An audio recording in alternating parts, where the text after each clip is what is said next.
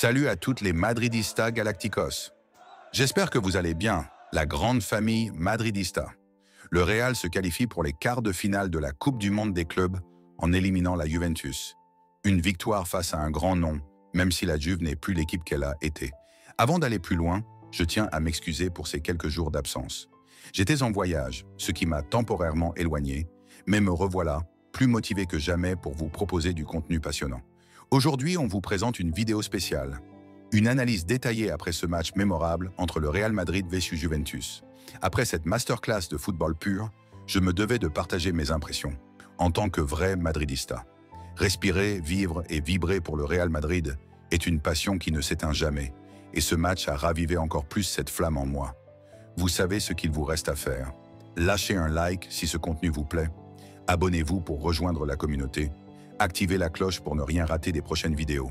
Et surtout, laissez-nous un commentaire si vous êtes un véritable passionné du Real Madrid, un authentique madridista, un vrai galactico. Vos retours nous motivent, et c'est ensemble qu'on fait grandir cette aventure. À la Madrid y nada más. Enfin, le football est de retour au Real Madrid. Je sais que la semaine dernière, certains avaient dit que c'était Salzbourg. Ce n'est pas un grand adversaire. Mais on vient de le refaire contre Juventus. Depuis combien de temps n'avions-nous pas vu le Real jouer avec une telle intensité et une telle maîtrise? L'équipe a été simplement parfaite, notamment lors de cette deuxième mi-temps magistrale. Nous avons assisté au prélude du Real Madrid sous Xabi Alonso, et pour ce qu'on est en train de voir, l'avenir s'annonce grandiose. Ce match n'était pas qu'une simple victoire, c'est une victoire qui va nous donner plus de confiance. C'était l'un de nos grands tests. Au commencement, je me suis mis en colère, puis la deuxième mi-temps, l'équipe m'a mis dans mon univers Real Madrid. J'ai adoré l'attitude de nos joueurs, car ce match en élimination directe exigeait sérénité, rigueur défensive et concentration. Un moment où il faut être pleinement attentif et comprendre que tout se joue sur un fil. C'est toi ou l'autre. Ce qui m'a particulièrement plu, c'est cette volonté de faire circuler le ballon avec patience, de renouveler les passes et de maintenir une maîtrise technique. Une approche qui tranche avec le style du Real d'Ancelotti la saison dernière. Cela dit, sans rien enlever au mérite de Carlo, qui reste l'un des meilleurs coachs de l'histoire du Real Madrid, on voit aujourd'hui une équipe capable de créer des décalages, de casser les lignes du pressing adverse et surtout de jouer avec une confiance collective renforcée. C'est un Real qui évolue, qui grandit dans son identité tout en restant fidèle à ce qui fait sa force. Une équipe qui inspire, qui captive et qui surtout donne envie d'y croire encore plus. Et ça, c'est quelque chose qui me fait vraiment plaisir. Cette idée de renouveler les passes. Un joueur comme Fran Garcia, pour l'instant, c'est 2 matchs de très haut niveau à son actif. Ce qu'il apporte en termes d'énergie et d'agressivité est exactement ce dont ce système a besoin, et c'est un régal à voir. Fran Garcia, dans sa version actuelle, brille particulièrement. Il récupère un nombre impressionnant de ballons et, dès qu'on le place dans un pressing haut, il s'épanouit totalement, car il répond toujours présent avec une intensité de 200%. Dans ce schéma de jeu, il semble atteindre un nouveau sommet dans ses performances, prouvant qu'il peut être un atout majeur. Et puis, n'oublions pas qu'il s'agissait d'un match contre la Juventus. Certes, la Juve n'est pas le PSG, le City ou le Barça, mais ce Real est dans une phase de progression. Et dans ce processus, un autre élément positif émerge, Tchouaméni. En véritable taulier, il affiche une sérénité impressionnante. Il joue simple, efficace, souvent à une touche, sans le moindre déchet technique, tout en récupérant un nombre impressionnant de ballons. Cependant, il y a eu le retour de Mbappé. Pour être honnête, son entrée en jeu ne m'a pas convaincu. Certes, il était malade, mais ses déplacements m'ont laissé perplexe. Il ne respecte pas sa position et crée constamment un surnombre sur Vinicius dans le couloir gauche, ce qui déséquilibre l'équipe. Mais maintenant, parlons de Gonzalo Garcia. Sincèrement, je pense que c'est la meilleure surprise de cette fin de saison. Il est tout simplement la révélation de cette Coupe du Monde des clubs. 4 matchs, 3 buts, 1 passe décisive. Franchement, j'ai adoré. Ce joueur a littéralement conquis mon cœur.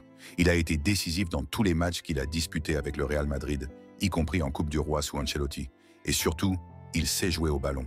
Sa technique, sa vision et son instinct décisif font de lui une pépite à suivre de près. Ce Gonzalo Garcia, c'est clairement l'une des meilleures choses qui soit arrivée à cette équipe. Valverde et Bellingham, il y a de créativité, la recherche de passes, le recherche du possession, du ballon, beaucoup d'actions offensives. Ce sont de choses que je retrouve de plus en plus. Il y a des défauts, des choses à travailler, mais on est sur la bonne pente. Et ça, c'est plus que adorable pour nous les Madridistas. Je suis très satisfait de cette victoire. Maintenant, j'attends plus d'énergie dans les dédoublements. Mais ces choses-là viendra. Cette dynamique collective et ces performances individuelles qui montrent que l'équipe avance dans la bonne direction, étape par étape. Et maintenant, tous les regards se tournent déjà vers ce quart de finale tant attendu face au Borussia Dortmund. Certes, l'histoire récente entre les deux clubs penche clairement en notre faveur. Dortmund, malgré ses qualités et quelques individualités intéressantes, n'a que très rarement réussi à rivaliser avec l'intensité, l'expérience et le réalisme du Real Madrid. Mais attention, ce n'est pas une raison pour tomber dans l'excès de confiance. La Ligue mondiale des clubs n'est pas une compétition comme les autres.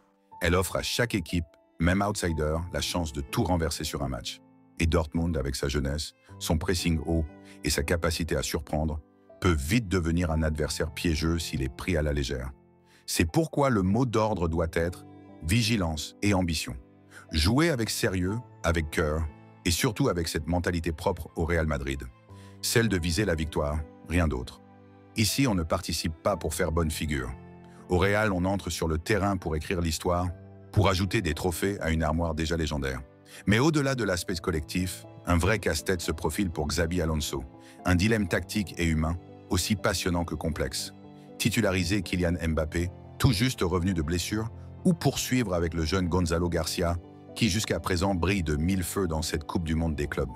Gonzalo est sans conteste la révélation du tournoi. Décisif à chaque match, il joue avec une audace rare, une maturité déconcertante pour son âge et surtout une efficacité clinique devant le but. Peut-on vraiment se passer d'un joueur aussi en forme dans un moment aussi crucial? D'un autre côté, Mbappé reste Mbappé. Même à 80%, sa seule présence sur le terrain peut changer le destin d'un match. Son explosivité, sa capacité à créer le chaos dans les défenses adverses, son aura, tout cela pèse lourd dans la balance. Mais faut-il risquer de déséquilibrer un collectif en pleine confiance pour intégrer une superstar encore en rodage? Et puis, une autre question se pose. Xabi va-t-il rester fidèle à son schéma en 3, 5, 2, qui a si bien fonctionné, ou va-t-il opter pour un 4, 3, 3, plus classique, pour mieux contrôler le milieu face au dynamisme allemand? Le choix de la structure sera aussi déterminant que celui des hommes. En tout cas, ce qu'on peut affirmer avec certitude, c'est que Gonzalo Garcia mérite de jouer. Ce qu'il démontre sur le terrain, match après match, mérite d'être récompensé. Ce genre de joueur, en feu, ne se met pas sur le banc sans raison valable. Il incarne l'instant, la fraîcheur, l'efficacité. Alors que le choc approche, les débats s'intensifient, les supporters s'interrogent et les choix de Xabi seront scrutés à la loupe. Mais une chose est sûre, cette équipe, portée par son histoire et sa fin de victoire, fera tout pour aller chercher la qualification. Parce qu'au Real Madrid, on ne joue pas pour participer. On joue pour gagner, toujours. Et vous, les Madridistas, vous en pensez quoi? Faut-il titulariser Mbappé malgré son retour progressif ou continuer à faire confiance à Gonzalo Garcia, notre pépite en feu depuis le début du tournoi? Ou alors, Xabi devrait-il opter pour un 4-3-3 pour aligner les deux ensemble dès le coup d'envoi? Donnez votre avis en commentaire. Le débat est lancé. Si tu veux continuer à vivre cette aventure avec nous, match après match, analyse après analyse. Abonne-toi et active la cloche pour ne rien rater. Ta voix compte, ta passion aussi.